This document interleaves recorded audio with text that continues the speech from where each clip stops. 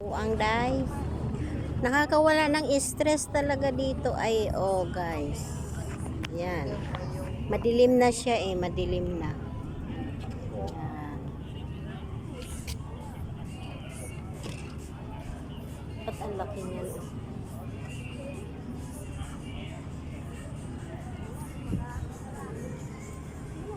Ganda dito. Nakakawala ng stress. Yung stress mo nawawala. Oo, direkta na. Kaya punta tayo doon. Halika. Walang amo lobe. Alalahanin mo magandang panahon.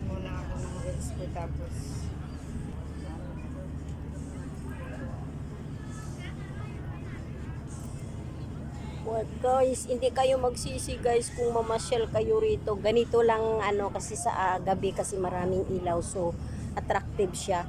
Pero kung sa araw ang init, wag na guys. Maganda pag sa yung hapon-hapon na kasi maano mo talaga yung dagat niya na yung mahaklo mo ang hangin bala.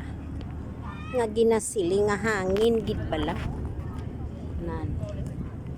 Tingnan mo, pwede rin pala bumaba Uy. Ay wow. Siguro may palabas-labas din sila, pwede din dito. Nilagyan nila ng dyan. Oo. Baka may mga shoe ba? Kung may mga shoe, pwede dyan. No? Bakit may purpose? May purpose na nilagyan naman. Hindi, turista talaga ang dito, Lob. Turista talaga yung... Ayan, laki-laki pala niya, no? Kala kong liit-liit lang mga yan.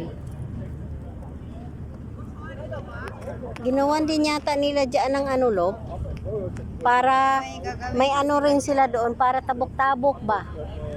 Tabok-tabok bas Tagalog dai? Ha? Tabok bas tabok-tabok. Tabok-tabok. Kanang tatawid ka ba? Tatawid ka. Ay, tawid ka? Oo, yan Parang yan yata ang purpose nila dyan Halika na. Ang ganda maglakad. Halika. Ang ganda ng mga aso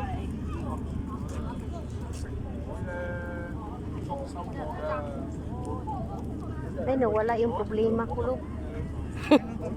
Ang dami kong problema, pero napunta ko rito, nawala yung problema ko. Grabe ang problema. May baby pa, dumididi. Relax ka?